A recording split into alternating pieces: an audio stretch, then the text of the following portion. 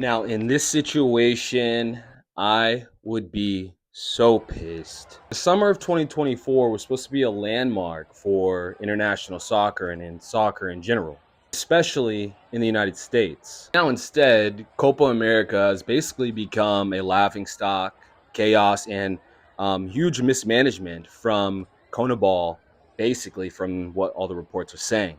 Here's what I think went wrong and what to expect in the future. Fans from all over the world had gathered in America to witness one of the largest soccer tournaments that's happening in America this year. I would say that this was basically a perfect dress rehearsal for the World Cup, which is basically 2 years away at this point. And honestly, it was a big fail. I'm sure these people would say much more and much worse things. But yes, major failure. 3 hours before kickoff for Colombia and Argentina, fans were already gathered out, and you already kind of started to see certain things going wrong. And there were people there that were documenting this throughout. There were gates that should have been opened that weren't, and then gates that were opened that shouldn't have been opened, which in the end, it left the fans who actually bought tickets outside still waiting patiently. I mean, I can't blame some of these people, but some of the fans who bought tickets did jump the fence. They did try to find their way in there. And then in many cases, the situations like this, they escalate super quick and it's like a mob mentality. And then some of the security is just not true security. They're just like, like hourly hires or people that maybe don't do security often and they get overwhelmed quickly, especially if there's not a lot of police, which in this case they did not have enough. Now, on the field, conditions weren't that much better. As we've heard, the pitches were horrible. And, it is what it is. I'm sure that not at all times the grass can be perfect. For a major tournament, you should try to get things together to make it move as smoothly as possible. So for them to have rough pitches, this is a reason why probably Messi maybe got injured. I mean, it could have not been, but throughout this tournament, it seems like this has all just been mismanaged. It seems like no one really was taken care of. You heard both coaches, Jesse March from Canada and the guy who coaches Uruguay. He also complained about the circumstances that they were having to deal with. And things like this shouldn't really be happening, especially when you're trying to set up for a World Cup, which is to come. It kind of starts small. It's like the pitches are bad, and then what else is bad? What else is, where else did they cut costs?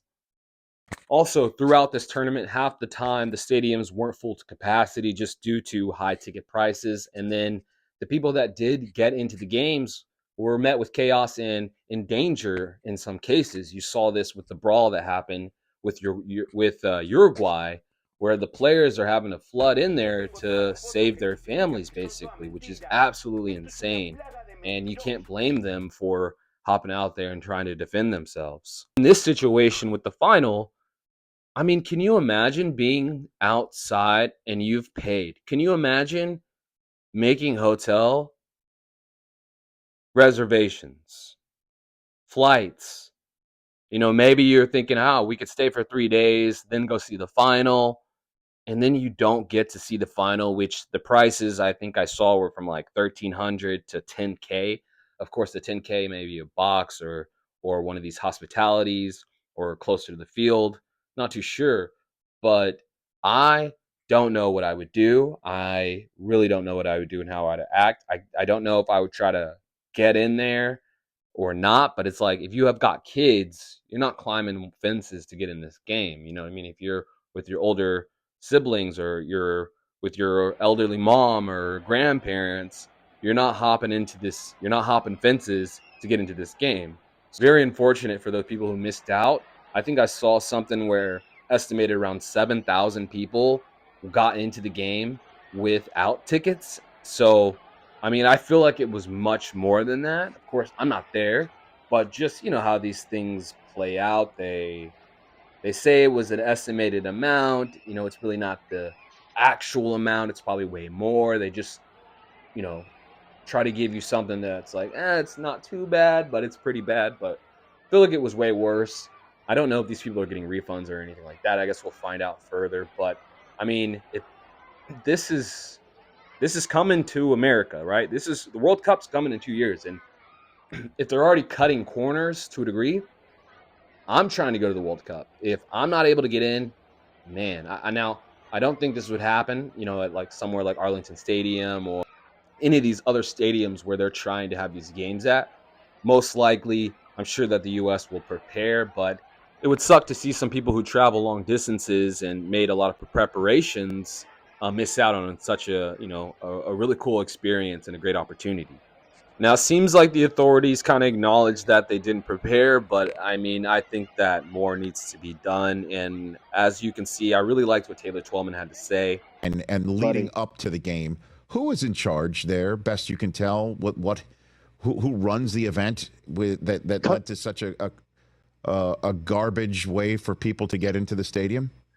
Buddy, you and I have been living in this country. We've been doing sports a long time. I think Miami has hosted some big events, if Super I'm not Bowls. mistaken. Yeah. Right. So when you have less security than a Hurricanes versus Ball State football game, that tells you that Miami, the Dolphins family, Hard Rock was not in charge. From everything I can gather over the last 24 to 48 hours, is that CONCACAF, the U.S. owners of these stadiums, provided the base of what CONMEBOL should have done. They chose not to do that. They chose to take the money, and it's gross. It's real gross. And it's crazy. Even if they do give a refund of some sort, I mean, a lot of people will be damaged from an experience like this and may not try again in the future because basically the damage has already been done.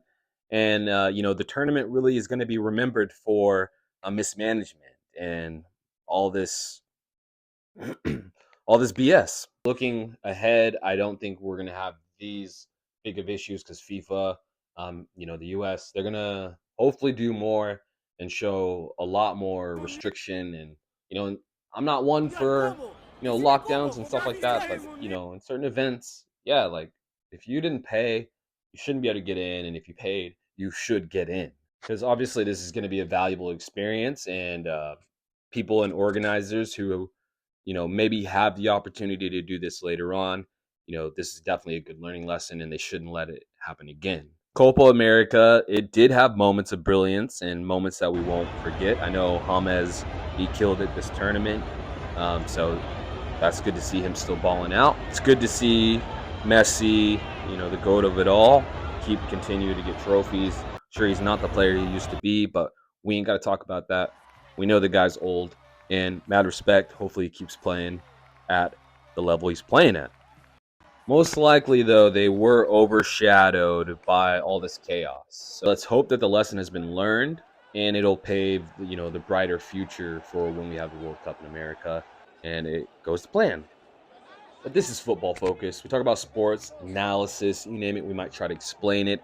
I just wanted to touch on this topic because I just felt like it was crazy. And I saw a guy's video.